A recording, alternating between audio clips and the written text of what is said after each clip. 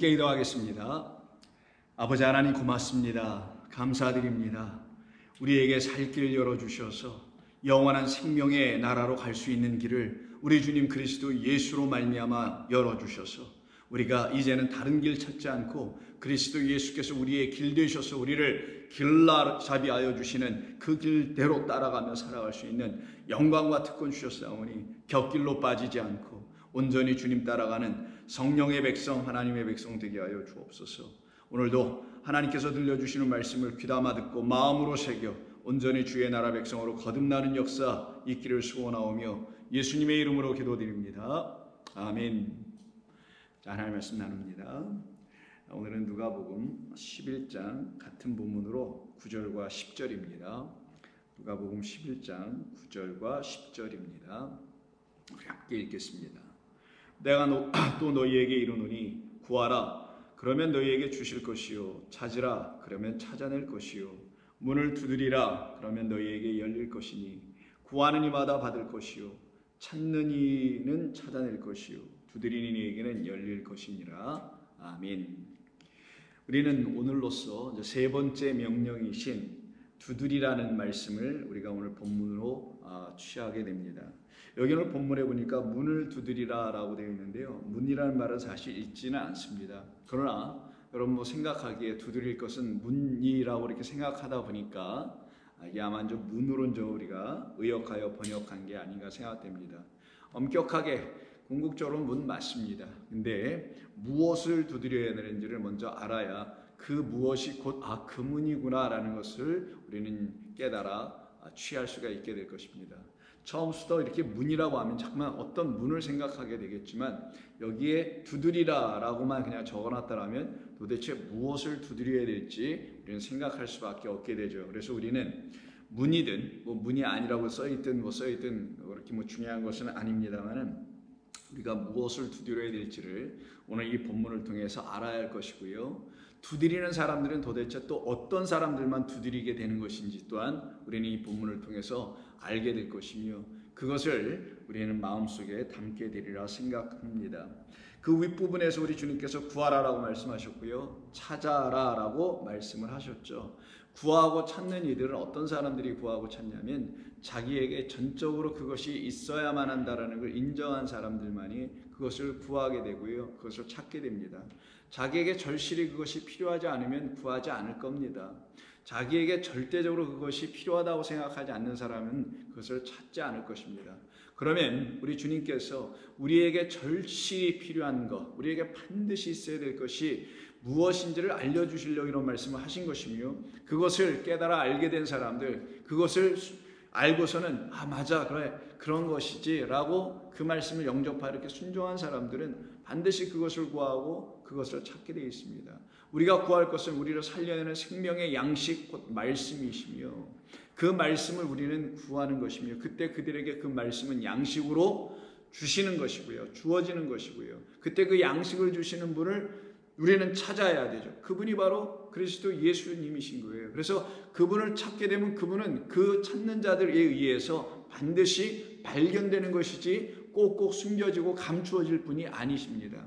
꼭꼭 숨겨지고 감추어질 분이라면 이 땅에 오실 필요도 없었겠죠. 그러나 우리에게 이미 오셔서 당신만이 우리를 살려내실 수 있고 생명 주실 수 있는 유일하신 하나님의 아들이요 그리스도로 오셨다는 것을 알게 해주시려고 이와 같은 말씀을 주신 것이니 우리는 반드시 우리에게 절실히 있어야 될 바로 그것을 구하며 찾는 이가 되게 됩니다. 바로 이와 같은 사람들에게 이제 세 번째로 명하신 것이 두드리라 라고 명령을 하신 거예요. 그럼 여기서 왜 두드리라고 하셨을까요? 이 두드린다라는 건 문이든 뭐든 좌우지간 두드리는 것을 의미하는데 그 두드리게 되면 반드시 열릴 거라는 거죠. 근데 성경에서 이렇게 두드린다라는 말을 사용한다는 것은 어떤 사람들에게만 필요하기 때문에 두드리라고 명령하시고 말씀하신 것이지 두드릴 필요가 전혀 없는 사람들에겐 두드리라는 말씀을 굳이 주실 필요가 없었을 것 아니겠어요? 만약에 이 두드리라는 말을 놓고 듣고서는 어떤 사람이 그래 내가 필요한 이것을 두드리면 하나님께서 열어주시고 그걸 응답해 주신다는 것인가 보다 라고 생각을 하여 자기가 필요한 자기 생각에 근거하여 자기에게 이런 게 필요해 라고 해서 그거를 두드렸다고 아마 가정을 한번 해보겠습니다. 그렇다면 그 사람에게 필요한 건 자기 생각에서 비롯된 그것이었겠죠. 그래서 그는 그거를 찾아보려고 구해보려고 결국은 그것을 갖기 위해서 두드린다라는 것으로 생각할 수밖에 없으나, 우리 하나님께서 당신의 아들 그리스도 예수님을 이 땅에 보내셔서 그를 통하여 우리에게 말씀해 주신 두드리라라는 것을 통하여 우리가 알게 된, 정말 우리에게 필요한 것을 갖게 해주시기 위해서 두드려야 된다는 것은 무엇일까요? 그것은 말씀드린 대로 우리에게 절실히 필요하기 때문인 거예요. 우리에게 없어서는 안 되는 겁니다. 어떤 사람들이 두드릴 수밖에 없게 될까요? 사방이 막힌 사람들만이 두드리게 됩니다. 좌우가 막히고요, 앞뒤가 막히고 더 이상 자기가 할 수 있는 것이 아무것도 없는 막다른 골목에 들어왔을 때 한번 상상을 해보십시다. 여러분을 막 뒤에서 어떤 자가 추격해 와요. 왜? 여러분들이 뭔가에서 쫓기고 있어요. 뭔가 잘못해서 여러분이 도망을 가고 있다고 생각해 보시죠. 근데 막다른 골목에 다다르게 됐습니다. 근데 그 막다른 골목에 딱 문 하나만 놓여 있고 여러분들이 빠져나갈 공간이 아무것도 없다고 한번 생각을 해보죠. 그때 여러분이 할 수 있는 게 뭐겠어요? 그 문을 두드리는 것밖에 없어요. 그 문을 막 힘차게 애써 그 문을 뽀개 낼 정도로 두들겨서 그 문이 열려져야 그 문 안으로 들어가서 그 문 안에서 자기가 보호함을 받아야 되기 때문인 것이죠. 여기서 문을 두드려야 한다는 것은 무엇을 의미하냐면, 우리 인간이, 피조된 우리가 문을 두드려야 한다는 것조차도 모르고 살아가는 우리들이라는 걸 먼저 1차적으로 가르쳐주고 계신 겁니다. 우리는 반드시 그 문을 두드려야만이 그 문이 열리게 될 것이며, 열린 그 문 안으로 우리는 들어가야만이 우리는 살아난다라는 것을 가르치시기 위함이에요. 왜? 그걸 전혀 알고 있지 못했기 때문이죠. 두드려서 열려진 그 안으로 들어가지 아니하면 우리는 죽게 되는 거라는 것을 알려주시려고 하신 거예요. 우리는 그것이 우리에게 절실히 필요하다라는 것을 알지 못하고 살아왔었는데, 이제 예수님이 이 땅에 오셔서 십자가의 죽으심으로 말미암아 내게 절실히 나는 두드려야만 한다라는 사실을 알게 된 사람들은 반드시 두들기게 돼 있어요. 왜요? 하나님은 우리의 피난처 되시기 때문입니다. 우리의 모든 환난과 모든 어려움에서 우리를 건져내실 분, 그래서 그 피난처 되시고 우리에게 영원한 산성 되시는 그분 안으로 들어가는 사람들만 어떻게 들어가요? 두들겼기 때문에, 그래서 열렸기 때문에 들어간 거예요. 그들에게만 그 하나님은 피난처 되신 거고요. 그들에게 하나님은 피난처라는 사실이 그들에게 믿어지고 고백됐기 때문에 그 하나님을 두드릴 수밖에 없는 사람들이 되게 됐던 것이죠. 그래서 그때 그 하나님은 그들에게, 두드린 자들에게 그들을 살려내시는 영원하신 피난처, 도피처가 되게 되시는 것입니다. 왜 하나님은 이런 식으로 우리에게 이러한 말씀들을 주시고 이런 식으로 우리 주님께서 우리에게 말씀을 가르쳐 주신 이유가 뭘까요? 우리가 살인자들이기 때문입니다. 이게 무슨 말이냐고, 우리가 누굴 죽였다고요? 내가 누굴 죽였다고요, 목사님? 이렇게 말씀하실 수 있을 겁니다. 그래서 하나님을 모르는 사람, 하나님을 우리가 몰랐을 때 그런 질문이 나올 수밖에 없게 되지만, 우리가 그리스도 예수께서 왜 십자가에서 죽으셨는지를 깨달아 알게 된 그 이후에, 그 시점 이후로 우리는 알게 됐던 것이죠. 내가 살인자구나. 내가 나를 구원하기 위해서 이 땅에 오신 그 그리스도 예수 하나님의 아들을 알아보지 못하고 그를 내가 십자가에 못 박은 살인자였었구나 라는 걸 철저히 알게 되는 거예요. 그럼 우리가 왜 그가 우리를 위해서 하나님께서 보내주신 하나님의 아들이라는 것을 알지 못했던 이유가 뭐였을까요?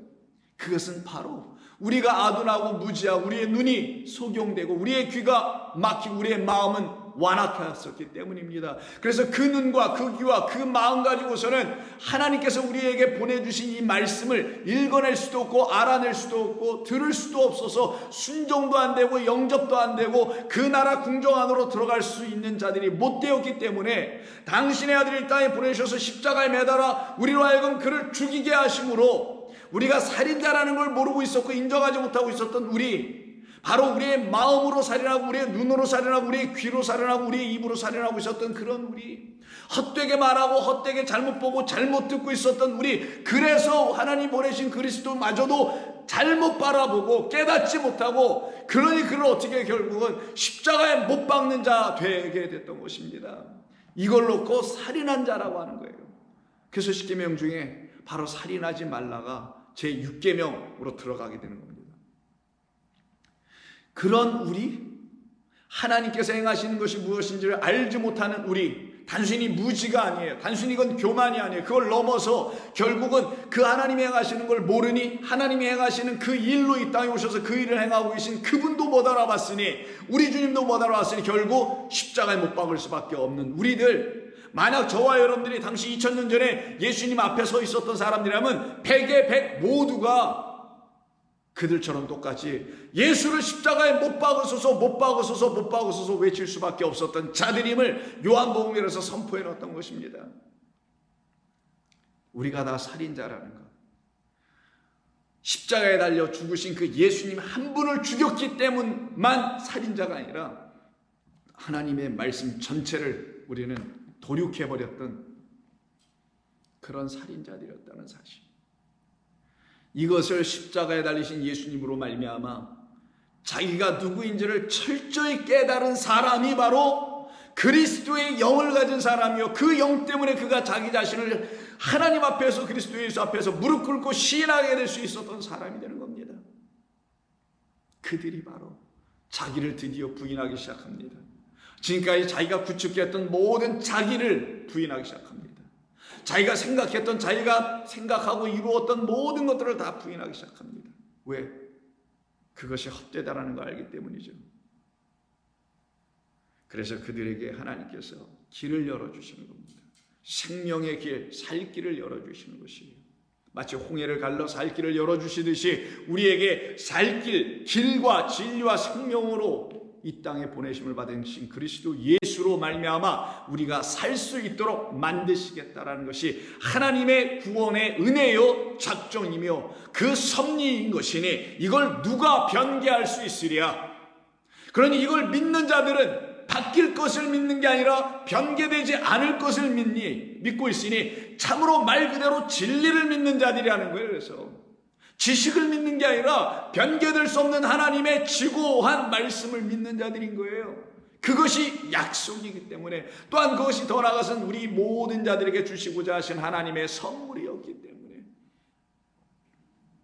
그러니 저와 여러분들이 우리 주님의 죽으심을 통하여 살인자라는 사실을 알게 된 사람들은 왜 창세기 4장에서 그 두 형제 이야기, 가인과 아벨의 이야기 속에서 왜 살인의 이야기가 처음부터 들어갈 수밖에 없었는지 우리는 이해하고 깨닫고 인정하게 되고, 그래서 그 말씀을 뭐 최초의 살인자 이런 식으로 읽어내지 않게 되고, 그것은 나와 그리스도에 대한 이야기를 하는 것이구나, 교회와 그리스도에 대한 이야기를 하는 것이구나 라고 바울이 얘기하잖아요. 남자와 여자에 대한 이야기가 아니라 여자, 그 신부인 우리 교회와 그리스도에 대한 이야기를 내가 하노라라고 하잖아요. 모든 게 그 얘기니까. 그러니 가인과 아벨에 대한 이야기 또한 어떤 것이겠어요? 가인이라는 우리와 둘째 아들, 곧 우리에게 사실은 생명을 주시기에 오신 하늘의 장자이신 그리스도의 관계를 말씀해 주는 것이죠. 그것이 아벨이었어요. 그래서 아벨의 이름이 하벨이니까 아무것도 아님, 말 그대로 이 땅에서 그는 아무것도 아님. 사람들이 보기에, 살인자들의 눈에 볼 때는 그 눈이 맹인이고 그 귀가 먹었으니 아무리 말씀하셔도, 또한 아무리 빛으로 오셨어도 그들은 알아낼 수가 없었어요. 그게 바로 우리들의 눈에는 그분은 nothingness, 이게 하벨이라는 뜻이에요. 그게 아벨이란 말이죠. 그러나 그분은 우리 가운데 아무것도 아닌 것처럼, 무의미한 것처럼, 어떤 의미 없는 존재처럼 오신 것 같아 보였으나 십자가에서 죽으심으로 하나님의 살아계심과 하나님께서 우리를 긍휼히 여겨주심과, 그리고 그를 통하여 우리에게 은혜가 부어지고 계심을 알게 해주시는 그 하나님으로 오셨다는 사실을 뒤늦게 다 깨달아 알게 해주시는 것이죠. 그때 그 가인이 어떻게 합니까? 자기의 동생을 죽이죠. 우리라는 땅에서 자기의 이름을, 명성을 날리고 애녹성을 짓기를 원하고 있었던 그런 우리라는 가인들이 하고 있는 일이 뭐라고요? 자기의 앞을 가로막는 자는 과감하게 제거해버리길 원하는 자들이 바로 인간이라는 겁니다. 자기 앞에 놓여있는 그 어떤 것도 자기의 자존심이 허락할 수 없기 때문에, 나보다 앞서가는 자, 나보다 위에 있는 자 허락할 수 없으니 내가 그를 제거함으로 내가 앞서가고, 내가 그를 죽임으로 내 앞에 나를 가로막을 자를 아무도 놓고 싶지 않았던 마음, 그게 뭐예요? 다 자기라는 존재를 세우기 위해서 살아가려고 하는 우리 인류 모두에 대한 이야기를 이 가인을 통하여서 들춰내는 것이며, 그 가인은 인간 죄와 허물로 죽어있는 우리들을 대표하고 있는 한 사람에 불과했던 것이지, 가인만을 바라보면 안 된단 말이에요. 그 가인이 곧 나구나, 여러분이구나, 우리 모두였구나 라는 걸 알아야 하는 것입니다. 그걸 알지 못하는 우리였기 때문에 이 이야기를 창세기부터 넣어주신 것이고, 그런 것조차 알지 못하였기 때문에 예수님께서 오셨음에도 불구하고 십자가에 우리는 못을 박을 수밖에 없었으나, 그가 죽으시고 물과 피를 흘려주시고 그 물피 생명으로 말미암아 부활의 영으로 말미암아 우리 가운데 그리스도의 영 성령이 들어오시니, 비로소 그때부터 성경을 다시 읽게 되니 하나님의 뜻이 읽혀지고 하나님의 뜻이 보여지고 하나님의 뜻이 저와 여러분의 마음과 심령 안에서 살면서 역사되고 이루어지게 되는 거, 응답되는 것입니다. 우리의 뜻을 응답받는 게 아닌 거예요. 하나님의 뜻이 하늘에서 이루어진 뜻대로 이루어져 가게 되는 것이죠. 그때 이들이 제물을 하나님께 드렸으나 구체적인 예어서 할 수는 없습니다만은, 결국 하나님께서 가인의 제물을 받지 않으셨다는 이유로 가인이 어떻게 합니까? 그를 시기, 미움 이런 등등이 섞여 있었겠죠. 그를 가로막는 자, 하나님 앞에 내가 나아갈 수 있는 길을 가로막았다고 생각했던 것이죠. 내가 얼마든지 내 힘으로 나아갈 수 있는데 왜 저만 나아가게 된 거야? 왜 저만 나가야 되는 거야? 왜 나는 못 나가는 거야? 무슨 말씀을 가르치려고 했던 건가요? 차별을 누리려고 했던 건가요? 아닙니다. 하나님께서는 말씀하시려고 했던 거예요. 너희는 스스로 내 앞으로 나올 수 없다라는 거예요.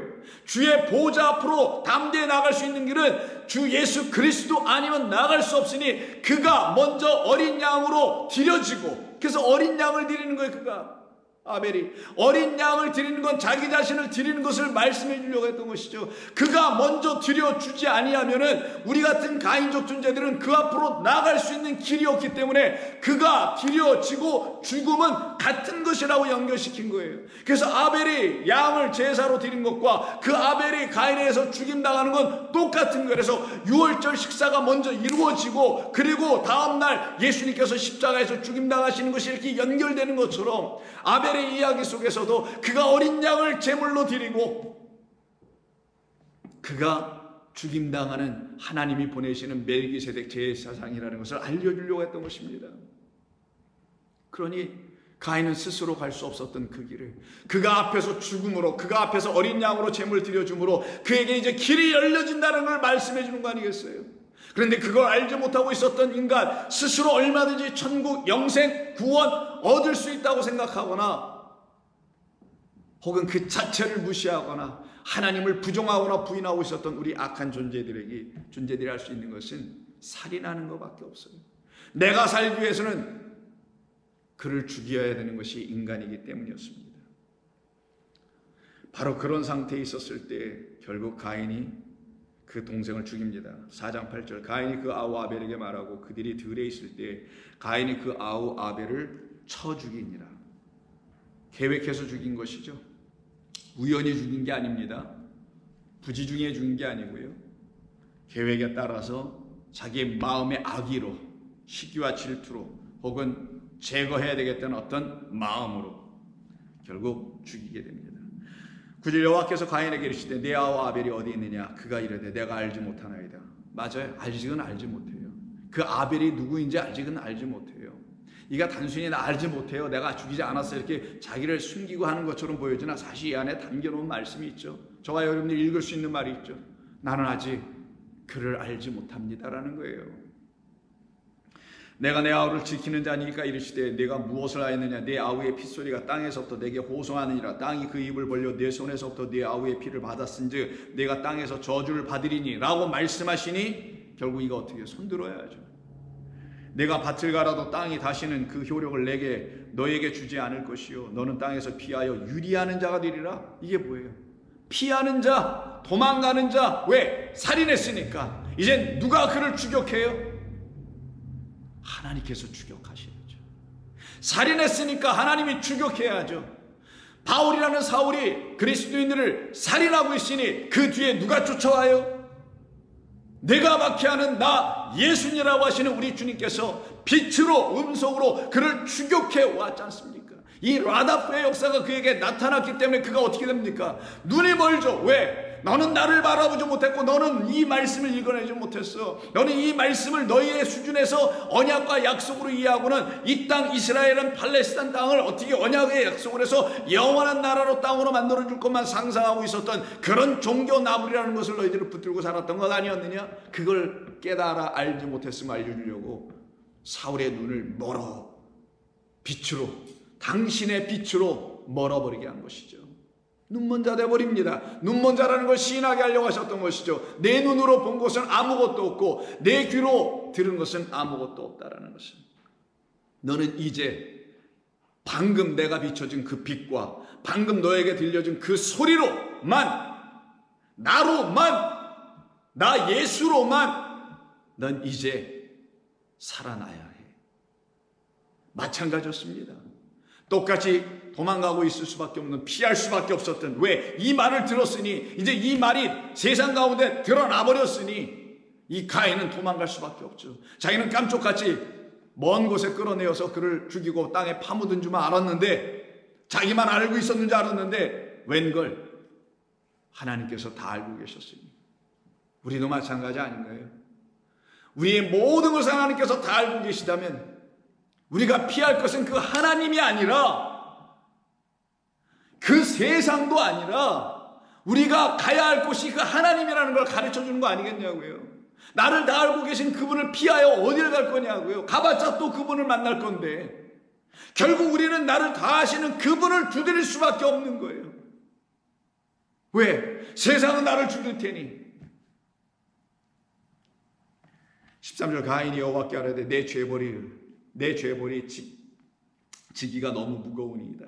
주께서 오늘 이 지면에서 나를 쫓아내시온즉 내가 주의 낯을 배웁지 못하리니 내가 땅에서 피하면 유리하는 자, 도망가는 자, 방황하는 자, 숨는 자, 어디 가서 숨어야 될지 모르는데 또 발각돼, 또 숨어, 또 발각돼.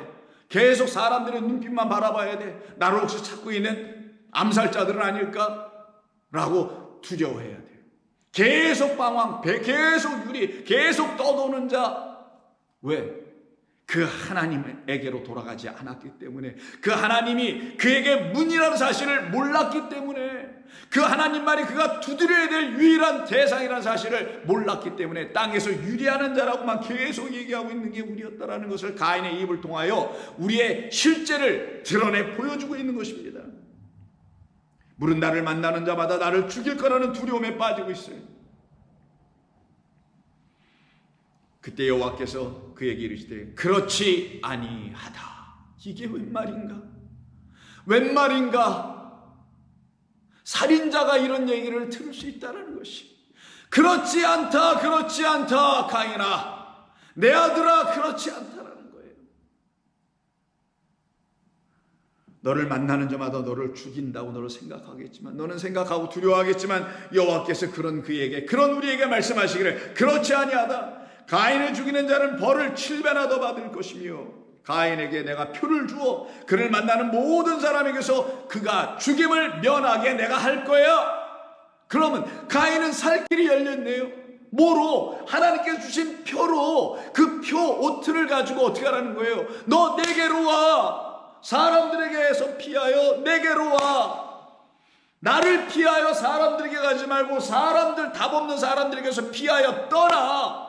그리고 내게로 와. 애굽이 너희에게 주는 생명 아무것도 없고 답 안 주니 거기에서 피하여 떠나 나와. 내게로 와. 마찬가지입니다. 우리가 해야 될 것은 그거밖에 없어요. 그래서 그에게 준 게 표, 오트를 줍니다. 말 그대로 히브리 알파벳에서 처음과 끝이니 알레프하고 타우네요. 이게 알파와 오메가라는 헬라어로 바뀌어진 것 뿐이죠. 내가 너의 시작과 끝이야. 내가 너의 처음과 나중이야. 알파와 오메가야. 내가 첫 번째 창조요. 또한 너에게 내가 새 창조가 될 거니까 내게로 와. 나를 두들겨. 그럼 내가 나라는 문을 열어 내 안으로 너를 끌어 당겨 들어오게 하고 문을 철커덕 닫히게 해서 너를 해할 자가 아무도 없게 해줄 거야. 이게 우리를 살려내시는 하나님이 하시는 일, 하나님께서 우리를 구원해내시는 거룩하시고 감사한 선하신 일입니다. 가인은 이 표를 맞고 받고 그 죽음에서 벗어날 수 있는 길을 받게 되는 거예요. 그것이 바로 우리를 살려내시려고 하시는 하나님의 뜻이라는 것을 알려주려고 사람에게 다시 돌아가지 말고, 다시 홍해 건너서 애굽으로 돌아가지 말고, 거기서 나왔으니 이제 이 광야라는 미드바로 말씀이나 하나님인 내가 있는 이 광야에서 너희는 나로 말미암아 어떻게 너희들이 살아날 수 있는지와 내가 너희를 어떻게 살려내려고 하는지 이 모든 것을 이 미드바로 말씀 있는 이곳에서 넌 다시 들어. 그래서 광야에서라는 뜻을 갖고 있는 책 민수기입니다. 그래서 민수기에 살인한 자들이 피할 수 있는 곳이 어딘지를 가르쳐주는 말씀이 민수기의 마지막 부분 35장 36절에서 등장하고 민수기가 딱 끝나는 거예요. 그럼 살인한 자들이 피할 길, 그들을 살려낼 길이 있다라는 거죠. 우리라는 살인자, 가인이라는 살인자인 이 우리들을, 그 형제 그리스도 예수를 죽였던 우리들을 살려낼 수 있는 유일한 길, 그것은 바로 하나님께서 우리를 당신에게 도피하여 그곳에서 우리를 살려내게 하시기 위해서 준비된 성 안으로 들어와라. 그곳에서 너희는 나와 함께 살다, 나와 함께 죽고 나와 함께 다시 살 것이다. 그런데 이 도피성에 들어갈 수 있는 사람들이 누구냐? 어떤 사람들이 들어가느냐? 이 표를 갖고 있는 사람들이 들어가는 거예요. 어떤 표? 하나님께서 우리에게 주신 약속이라는 표예요. 그 약속이라는 표는 뭐냐? 너희가 악할지라도 나의 선함으로, 나의 긍휼함으로 너의 악함과 너의 완악함을 이겨내는, 덮어버리는 나의 사랑과 나의 인자와 자비로 말미암아 너희들이 그 성에 들어온다는 이 표를 받은 자, 은혜라는 표를 받은 자, 사랑이라는 표를 받은 자, 바로 그리스도로 말미암아 우리에게 알려주신 하나님의 사랑과 은혜와 자비라는 이 표를 받은 자만이 이 안으로 들어가는 거죠. 왜? 우리가 살인할 때는 다 의도적으로, 계획적으로 살인하지 부지중에 하지 않는단 말이에요. 그런데 하나님께서 이렇게 말씀하시네요. 너희가 내 성으로 들어올 수 있는 자들은 이런 사람들 뿐이야. 어떤 사람들? 부지중에 의도하지 않았는데 살인한 자들만 들어오지. 그러면 이 가인은 의도하지 않은데 살인했나요? 아니에요. 자기의 마음과 악함과 악의와 시기와 미움 등등으로 살인하여 쳐서 죽였던 겁니다. 그럼 이 사람은 어떻게 될까요? 도피성의 이야기를 기록한 민수기 35장을 보면 두 종류의 죄에 대한 이야기를 하는데, 첫 번째는 의도적으로 지은 죄와 두 번째는 부지중에 지은 죄, 말 그대로 의도적으로 짓지 않고 사고처럼 내가 의도한 것이 아닌데 그냥 막 일어나 버린, 그래서 누군가가 죽어버린 이런 두 죄가 있는데, 도피성에 들어와서 그 성에서 그의 목숨을 유지할 수 있고 그 생명을 보존받을 수 있게 하는 죄는 의도적으로 짓지 않은 죄들만, 그 죄인들만 안으로 들어올 수 있는 것이고 거기서 생명을 유지할 수 있는 거예요. 그럼 가인은 들어갈 수가 있어요? 없어요? 들어갈 자격이 사실은 없어요. 그런데도 불구하고 이를 어떻게 하겠다는 하나님께서는 들어오도록 하겠다는 거죠. 무엇으로? 이 표로, 우리에게 표로 오신, 사인으로 오신, 표적으로 오신 그리스도 예수라는 표로. 가인이 아벨을 죽였죠. 아벨로 말미암아 그가 받은 게 표란 말이에요. 아벨의 피값으로 받은 게 그가 표란 말이에요. 이 표가 그를 속량하고 속전해주는 피가 되는 거예요. 그래서 가인은 아벨의 피값으로 도피성으로 들어갈 수 있는 자격을 부여받게 되는 겁니다. 이게 아이러니지만 우리는 그럴 수밖에 없는 거예요. 우리는 예수를 십자가에서 죽이지 아니하면은 그 피값으로 내가 받을 수 있는 게 없어요. 내가 죽였다라는 걸 시인하는 사람들만 그 피 값이 내게 오는 겁니다. 왜? 내가 죽였으니까. 너 나 죽였네. 그럼 너에게 내 피 값이 들어가. 그것을 표라고 하는 거예요.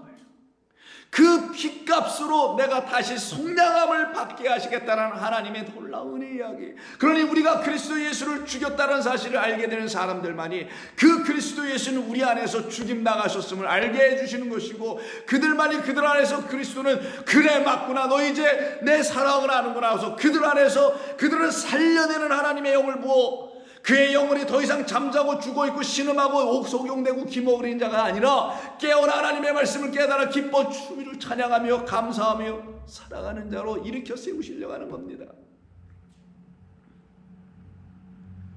그래서 민수기 35장 16절 이하에 보면은 다음 같은 경우 세 가지 네 가지를 주는데 이 경우는 용서받지 못하고 도피성으로 들어올 수 없다고 합니다. 자격이 없다고요. 어떤 자들이냐? 만일 철연장으로 사람을 쳐 죽이면 그는 살인자니 그 살인한 살인자를 반드시 죽일 것이요 라고 되어 있어요. 17. 돌을 손에 들고 사람을 돌로 쳐서 죽인 자 어떤 사람? 살인자.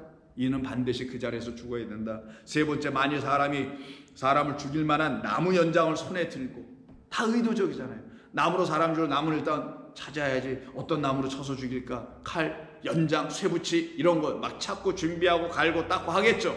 날카롭게 만들겠죠. 돌, 저기 돌밭이 많으니까 저 돌 갖다가 내가 죽여야. 이런 식으로 전부 다 뭐예요? 계획. 자기 계획으로 살인하는 자들, 자기 계획으로 뭔가 하려고 하는 자들 마찬가지죠. 20절, 만일 미워하는 까닭에 밀쳐 죽이거나 기회를 엿보아 무엇을 던져 죽이거나 아기를 가지고 손으로 쳐 죽이면 어떻게 된다? 전부 다 살인자를 만나면 죽일 것이니라. 아까 말씀했잖아요. 창세기 4장에서 내가 사람들 만나 사람들이 나를 죽일지 모르는데 어떻게 하죠? 아니야, 너를 만나는 자들은 너희를 죽이지 못하게 할 거야. 그러면 가인은 지금 사실상 16절부터 21절에 걸쳐서 전부 다 이 가운데 해당되는 사람 아니에요? 가인은 반드시 죽임 당할 수밖에 없고 맞아 죽을 수밖에 없고 살인 당할 수밖에 없는 자 아닙니까? 그게 우리라는 거예요. 그런데도 불구하고 하나님께서 그를 누구로 바꿔주세요? 그 표 때문에 가인이 갖고 있는 표, 그 가인은 그 표를 가지고 하나님께 요청할 수 있게 되는 거죠. 하나님, 저는 죽을 수밖에 없는 자 맞습니다. 그런데 저에게 이 표 주셨으니 이 표로 저를 사람을 우연히 죽인 것으로 좀 바꿔주세요. 그러지 않으면 내가 살 길이 없으니 저는 사형당해야 되니 저는 영원히 아버지 나라 갈 수가 없는 자 되니 저로 아버지 나라 갈 수 있는 그 길을 그리스도 예수라는 당신이 주신 표로 이루어질 수 있게 하는 것은 나를 살리자고 하신 뜻이니 나를 그렇게 살려주세요. 그때 그들에게 하나님이 하시는 말씀이, 그래, 그럼 내가 너의 죄를 다시 써줄게.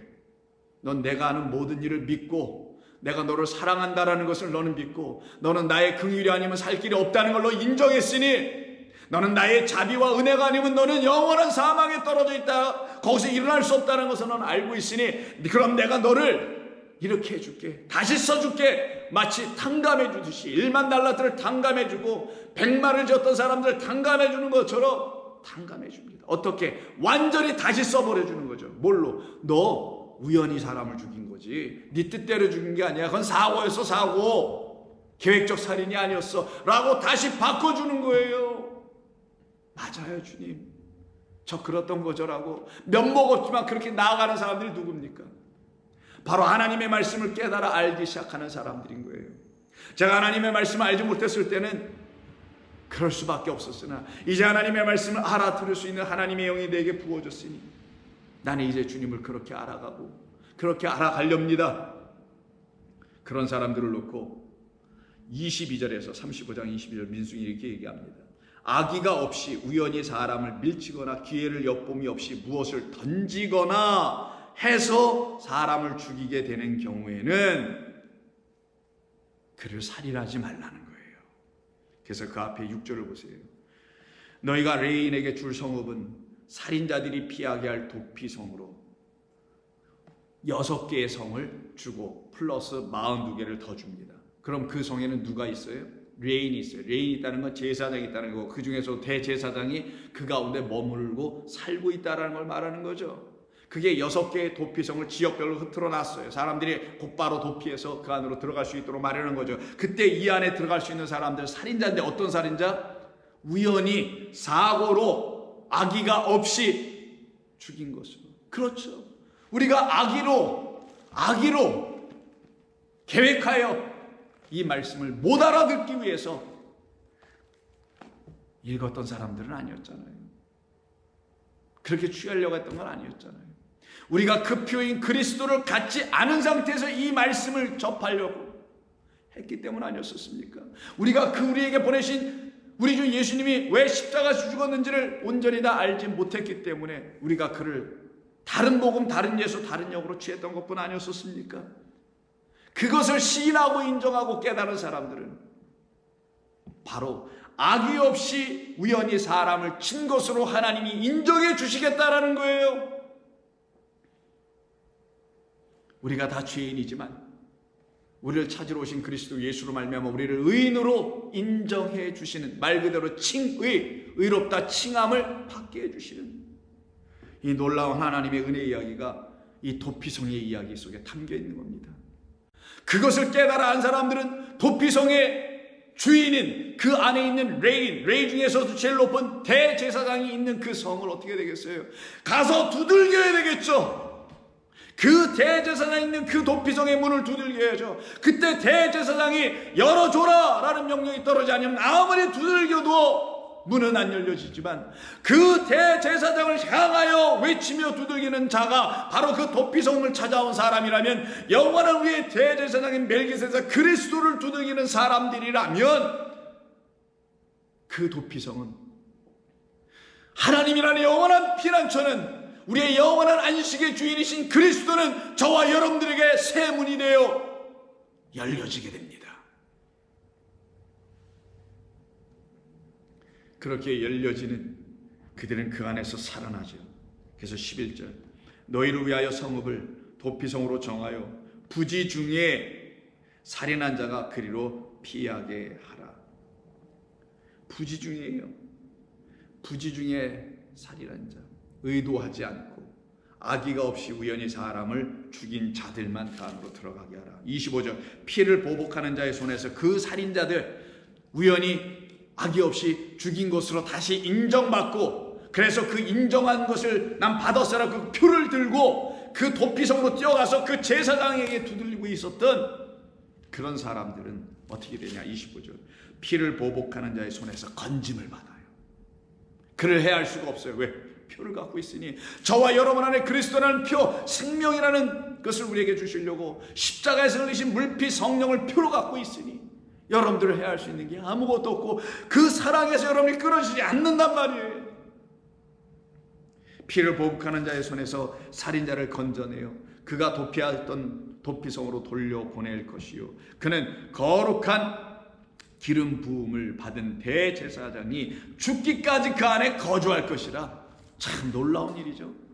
그 제사장이 그곳에서 죽을 때까지 그도 거기서 같이 사는 거예요.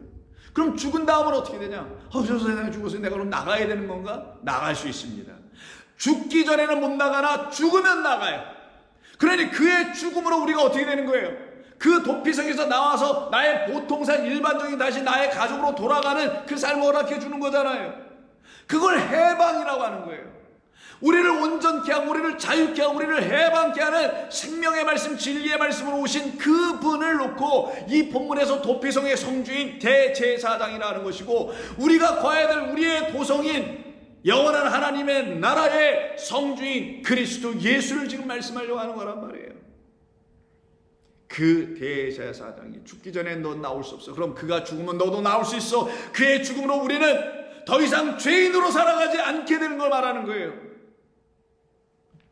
왜? 죄인으로 딱지받고 나오면 세상에서 그를 잡아 죽이게 되지만 나는 이제 죄인이 아니구나. 왜? 그 도피성의 그 성주인 대제사장이 죽음으로 말미암아 내 안에 있는 모든 죄가 다 씻겨나가서 나도 이젠 해방받게 된다는 걸 가르치는 겁니다. 그래서 32절에서 그 도피성에 피한 자는 대제사장이 죽기 전에는 속전을 받고 그의 땅으로 돌아가 거주하지 하게 하지 말라.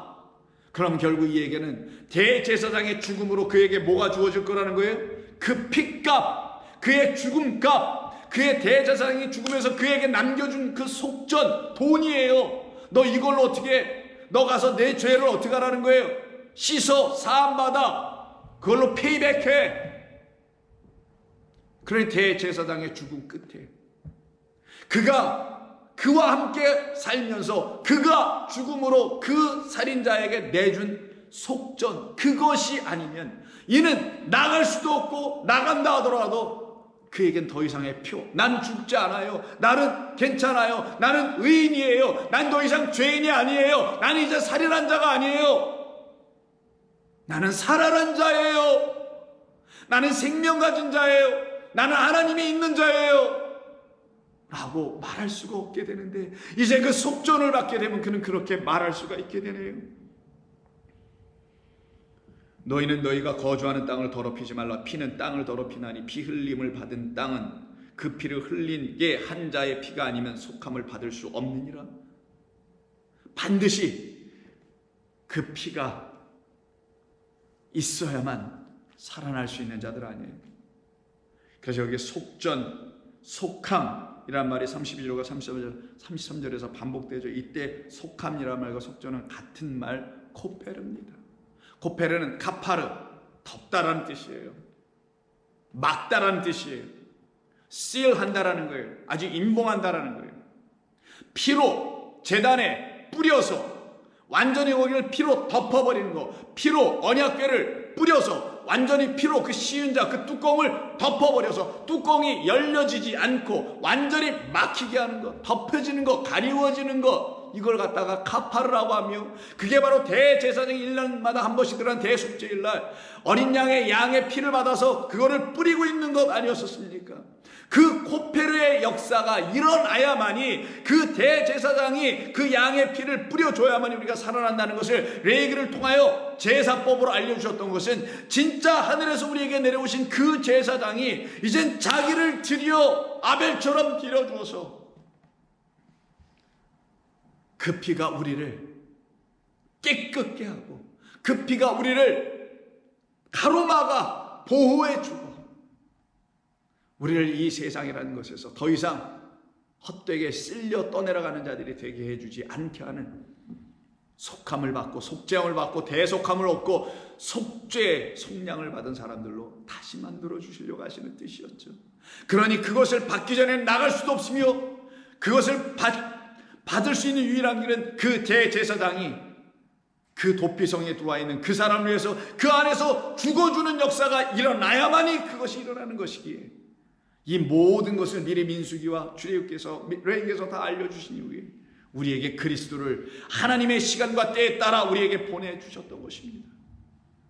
그가 이렇게 이 땅에 와서 그렇게 죽임을 당한 것은 아버지께서 작정하신 모든 것을 다 이루어 주시기 위함이라는 것을 알려주시기 위함이었던 것이죠. 이것을 믿는 자들이 바로 하나님의 눈에서, 하나님의 눈, 하나님의 빛이 있는 그 눈에서 나를 향하신 하나님의 은혜와 자비가 있음을 깨달아 알게 된 사람들이에요. 나를 구원하시려고 그의 눈동자를 나를 향하여 끊임없이 놓치지 않으셨다는 걸 알게 됩니다. 그 사람이 바로 여러분 잘 아시는 수많은 사람들 가운데 구원받았던 노아입니다. 그때 노아가 구원받았음을 확신시켜 주시려고 하나님께서 그에게 방주를 짓게 하시죠. 방주를 짓게 할 때 코페르라는 나무를 가지고 짓게 하시고, 그리고 그 코페르라는 나무로 방주를 짓는 다음에 방주의 안과 밖을 그 역청으로 어떻게 하냐, 다 바르게 하죠. 왜요? 밖에서도 물이 들어오지 못하게 하고 침투 못하게 하고 안에 있는 그것도 밖으로 새어 나가지 못하게 해요. 안과 밖을 완전히 씨라요. 더 이상 들어오지도 못하고 들어왔던 것은 더 이상 나가지도 못하게 하는, 하나님의 도피성 안으로 들어가고 그리스도 예수 안에 들어가게 된 사람들은 그가 우리에게 흘려주신 생명이라는 말씀이 우리 안에 들어오게 되면 더 이상 더러운 것이 우리에게 밖에서 들어오지도 아니하고 한 번 들어왔던 그 생명은 빼앗기지도 아니하는, 그래서 어떻게 알아? 너희는 그 방주를 그 역청으로 안팎을 칠하라 라고 돼 있죠. 14절. 너는 코페르 나무로 너를 위하여 방주로 만들되 그 안에 큰 들을로 막고 역청을 그 안팎에 칠하라. 이 칠하다가 제사장이 피를 뿌리다라고 하는 언약궤에 뿌리는 카파르, 이게 속죄하다, 속전하다는 뜻이에요. 그런 이것을 깨달아 알게 되는 사람들은, 아, 이 도피성의 이야기는 곧 나로 하여금 내가 살인자라는 사실을 알게 해주시려고 하셨던 것인데, 내가 어디 사람 죽인 일이 없었는데 무슨 살인자인가 하고 있었던 나에게 하나님께서 십자가의 예수님을 나에게 보여주시고서는 그가 너를 위하여, 너 때문에 너를 대신하여 이렇게 죽었음을 보여주심으로 내가 비로소 살인자라는 사실을, 내가 그 형제를 미워하고 죽였다는 사실을, 내가 하나님의 말씀을 내 뜻대로 이루어지지 않는 것 같아서 이 말씀을 미워하고 이 말씀을 만홀히 여기고 살았던 그런 측면에서 똑같이 살인자. 그래서 나도 2000년 전에 있었으면 나도 똑같이 예수를 십자가에 못 박아달라고 요청할 수밖에 없었고 소리 지를 수밖에 없었던 그런 살인자 중에 하나였다는 사실 인정하게 됩니다. 시인하게 됩니다. 바로 그들을 향하여 그 도피성의 주인인 대제사장은 그들에게 문을 열고 그 성 안으로 들어오게 하고 문을 다시 닫아버립니다. 밖에서 아무리 그 살인자를 내놓으라고 외치는 악한 자들이 있다 할지라도 하나님의 은혜를 모르고 그 살인자를 찾아내려고 하는 자들이 아무리 두들겨도 그 문은 절대로 열리지 않습니다. 왜냐하면 그 안으로 들어온 은혜 받은 자들은 하나님의 은혜로 보호받고 있기 때문인 것이죠. 그래서 히브리서 7장 1절을 보시면 이 멜기세덱은 살렘 왕이요 지극히 높으신 하나님의 제사장이라 여러 왕을 쳐서 죽이고 돌아오는 아브라함을 만나 복을 빈 자라. 그때 아브라함이 그 복을 받고서는 아브라함의 모든 것의 10분의 1을 그에게 나누어 주니라. 그의 이름을 해석하면 먼저는 의의 왕이요 그 다음은 살렘 왕이니 곧 평강의 왕이라. 깨달았던 거예요. 히브리서 기자가 왜 아브라함이 그런 일을 왜 했는지를 알게 됐던 거예요. 왜 아브라함이 그 멜기세덱 제사장 떡과 포도주를 준 그에게 왜 10분의 1을 줬는지를 알았던 거예요. 왜 열의 하나를 그에게 돌려줬는지를 알았던 거예요. 왜? 당신이 바로 그 열의 하나입니다. 당신이 바로 우리에게 주신 열을 온전케 하실 각각 모든 것들 1계명에서 10계명의 모든 각각의 계명들의 하나 그것입니다. 생각을 해보세요. 10계명의 1계명 1번서부터 10번이 있어요. 1번서부터 10번, 1계명에서 10계명이 서로 분리되어 있나요? 얘 혼자 떨어져 어디 가나요? 아니죠. 10계명 전체 안에 1계명도 있고 5계명도 있고 6계명도 7계명 있죠. 그러니 1서부터 10계명 안에 있는 모든 각계의 계명들은 이 10계명이라는 틀 안에 다 갇혀 있는 거죠. 묶여 있는 거죠. 떨어져 나갈 수가 없어요. 그러면 이 첫 번째 계명이든 두 번째 계명이든 9번째 계명이든 전부 다 분수로 놓고 보면 열의 각각 하나 아닙니까? 두 번째 계명도 열의 하나잖아요. 10개 중에 하나 아니냐고요. 6번째도 10개 중에 하나 아니냐고요. 그 말은 뭐냐고요. 그게 11조로 설명한 건데 그래서 예수님을 누구라고 해요? 멜기세덱을 당신이 10분의 1입니다. 당신의 그 열의 하나입니다. 그 말은 당신이 바로 각각의 모든 계명을 온전케 하는 그 모든 계명을 대표하실 유일한 분이십니다. 당신만이 그 열의 하나로 각각의 계명을 완전케 하고 온전케 하러 오신 분입니다. 나는 율법으로 폐하러 온 것이 아니요 그 계명들을 온전케 하여 사람의 계명에서 이제는 하나님의 계명으로 너에게 다시 주려고 하러 온 것이라는 뜻 아니냐고요. 그것을 깨달아 알았던 사람이 누구라고요? 아브라함. 누구? 믿음의 백성. 그 씨를 받게 된 사람들만 알게 되는 거예요. 그 씨를 구하고 찾은 사람들만 알게 되고 그 씨가 아니면 나 살 길 없어서 그 씨가 있는 그 도피성을 두들겼던 사람들에게만 그것이 역사되는 것입니다. 그러니 그들은 그가 내주는 무엇? 떡과 포도주. 어떤 거? 6월절의 만찬. 당신의 몸과 피를 흘려주시고 찢어주시는 것. 그게 멜기세덱의 죽음. 그 죽음으로 내주는 게 속전. 그 속전의 값이 얼마예요? 그게 바로 우리에게 주실 30양이었던 겁니다. 은 30개. 그게 어디 나옵니까? 십계명을 주시자마자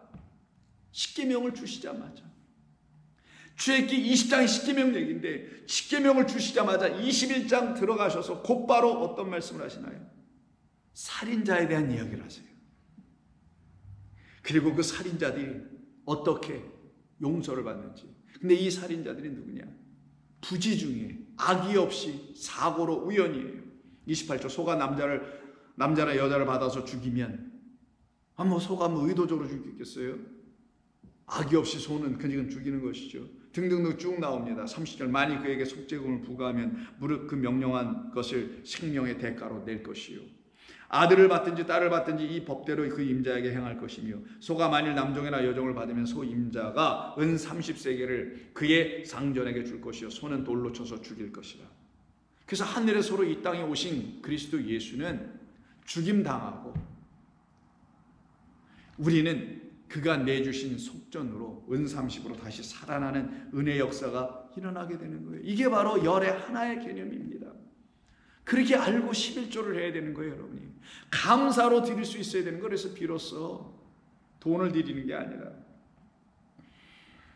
바로 이 그리스도라는 대제사장, 멜기세덱이라는 제사장의 이름을 통하여 우리 주 예수 그리스도께서 우리에게 바로 그 모든 율법을 다 이루시려고 오셨다는 사실을 히브리서 기자가 깨닫고 7장, 8장, 9장, 10장에서 연속해서 써내려가고 있습니다.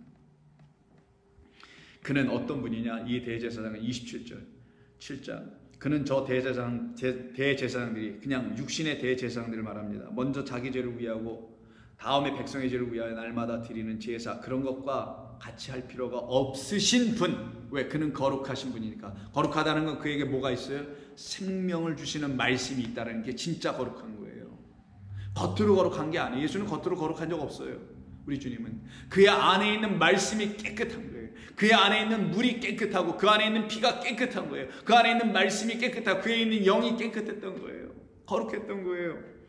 그래서 날마다 그렇게 드리는 제사 드리는 것과 같이 할 필요가 없으니 이는 그가 단번에 자기를 드릴 수 있게 되셨던 거죠. 어떻게?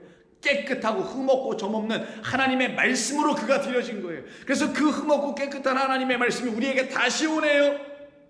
이 흠없고 깨끗한 말씀으로 취해야 되는데 잘못된 인간의 마음으로 이걸 취하여 우리도 흠 있는 것으로 취하고 잘못된 것으로 취하였던 우리에게 그가 오셔서 이걸 흠없는 온전한 거룩한 생명 있는 말씀으로 다시 주신 것. 그가 누구냐? 대제사장, 진짜 제사장은 그렇게 하는 것이다. 사람 레위 지파를 통해 오는 것이 아니요 멜기세덱의 반차를 통해서 오시는 분이다. 이는 그가 단번에 자기를 드려 이루셨습니다. 8장 1절. 지금 우리가 하는 말의 요점은 이러한 대제사장이 우리에게 있다는 것이라. 아멘. 그가 우리에게 있다는 것이라. 그래서 9장 14절을 보면 하물며 영원하신 성령으로 말미암아 흠없는 자기를 하나님께 드린 그리스도의 피가, 대제사장의 피가 어찌 너의 양심을 죽은 행실에서 깨끗하게 하고 살아계신 하나님을 섬기게 하지 못하겠느냐. 이로 말미암아 그는 새 언약의 중보자이시니 이는 첫 언약 때의 범한 죄에서 우리를 속량하시려고 그가 속전을 내고 죽으신 도피성의 성주 멜기세덱이셨다는 걸 우리가 알게 된다는 것이며 주구사 부르심을 입은 자로 하여금 영원한 기업의 약속을 얻게 하려 하심이라. 이러므로 첫 언약도 피 없이 세운 것이 없나니 마지막 언약 새 언약도 그의 피 대제사장 예수의 피로 이루시는 것이라. 20절. 이르되 이는 하나님이 너희에게 명하신 언약의 피라 라고 말씀하신 것이며 예수께서 그러시기에 6월절 만찬에서 제자들을 놓고 이것은 내가 너희를 위해서 세우는 내 새 언약의 피라. 피 흘림이 없으니 죄 사함이 없으니 피값을 받은 자만. 당신은 내가 죽인 분이요. 그러니 너 나를 죽였어? 그럼 내가 너를 위해 내 피를 쏟아 부어줄게. 왜? 네가 나를 죽였으니 피값은 너에게 가야지. 맞습니다. 근데 그 피는 나를 죽이게 하고 살인하게 하고 누군가에서 위협받게 하는 그런 표로서의 피가 아니라 나를 살려내기 위해서 당신 나를 위해서 죽으신 그런 피로 나는 그 표로 갖겠습니다. 라는 사람들에게 그리스도는 생명의 하나님으로 거룩하게 드려지는 것입니다. 10장 10절. 이 뜻을 따라 예수 그리스도의 몸을 단번에 들이심으로 말미암아 우리가 거룩함을 입었느니라. 그의 피와 물이 우리 안에 들어왔다라는 거예요. 거룩함을 입었다는 것은 그로 말미암아 우리가 하나님의 말씀 이제는 소경으로 귀머거리로 예전에 사울처럼 읽지 않고 이제는 바울처럼 다시 읽게 되는 빛을 가진 자, 성령으로 그 비늘 같은 것이 그 눈에서 떨어져 나가는 자들이 되었다는 걸 말합니다. 그때 그들 안으로도 뭐가 들어와요? 거룩한 말씀이 들어와요. 생명을 주는 말씀, 깨끗한 말씀, 존귀한 그리스도의 말씀이 들어오는 거예요. 제사장마다 매일 서서 섬기며 자주 같은 제사를 드리되 이 제사는 언제나 죄를 없게 하지 못하거니와 오직 그리스도는 죄를 위하여 한 영원한 제사를 드리시고 하나님 우편에 앉아 계시니라. 이 모든 것을 누가 증언하시냐? 저와 여러분 안에서 지금 흘러넘치게 하시는 새 기쁨과 은혜의 감동을 그리고 구원의 희열을 허락해 주시는 성령이 증언하시는 것이다. 15절. 또한 성령이 우리에게 증언하시니라. 그럼 이런 모든 것을 증언받고 살아난 사람들에게는 결단코 그들이 헛된 것으로 나아갈 이유가 없지 않겠어요? 우리는 그래서 살 수 있는 자, 살아나게 되는 자들이 되는 거예요. 그래서 10장 19절에 드디어 문이 나오는 겁니다. 어떤 문? 우리에게 마지막으로 있는 그 문. 우리를 영원한 아버지의 나라로 들어가게 하는 그 문, 바로 휘장이 우리 앞에 보여지기 시작하는 거예요. 근데 그 휘장은 우리가 열 수가 없어요. 그 휘장은, 그 문은 오직 그리스도 예수께서 죽으심으로만 열리는 거예요. 그래서 그 도피성의 문은 그 그리스도라는 예수께서 멜기세덱 대제사장으로 죽으셨다라는 그 도피성을 의미하는 거기 때문에 그 문은 열리기 시작하는 것입니다. 19절, 그러므로 형제들아 우리가 예수의 피를 힘입어 성소에 들어갈 담력을 얻었나니 그 길은 우리를 위하여 휘장 가운데 열어놓으신 새로운 살 길이요, 휘장은 곧 그의 육체니라. 더 이상 말할 필요가 있나요? 또 하나님의 집 다스리는 큰 제사장 대제사장이 계심에 우리가 마음의 뿌림을 받아 약한 양심으로부터 벗어나고 몸은 맑은 물로 씻음을 받았으니 참 마음과 온전한 믿음으로 하나님께 나아가자. 또 약속하신 이는 미쁘시니 우리가 믿는 도리의 소망을 움직이지 말며 굳게 잡고 서로 돌아보며 사랑과 선행으로 격려하자.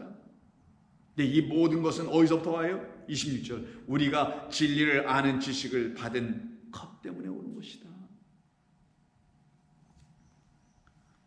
우리는 그 길로 들어갈 수 있는 문되어 이 땅에 오신 주님을 만난 사람들입니다. 바라보고 있는 사람들이에요. 그리고 우리는 그 주님을 두들깁니다. 왜? 그분만이 우리에게 문이 되어 열어주실 수 있는 분이고 우리가 가야 될 바 그 길, 살 길을 열어줄 수 있는 문으로 이 땅에 오셨기 때문이죠. 그럼 우리가 어디로 갑니까?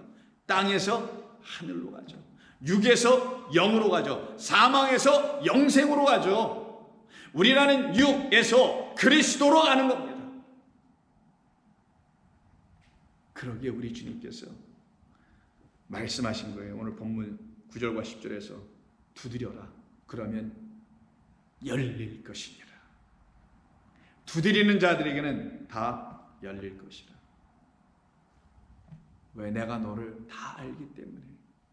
너는 나를 살인한 자요, 나의 말을 살인한 자요, 하나님을 반역한 자들이었으나 나로 말미암지 않고서는 살 수 없다라는 것을 인정한 자들이니 이제 내가 너를 다 아노라.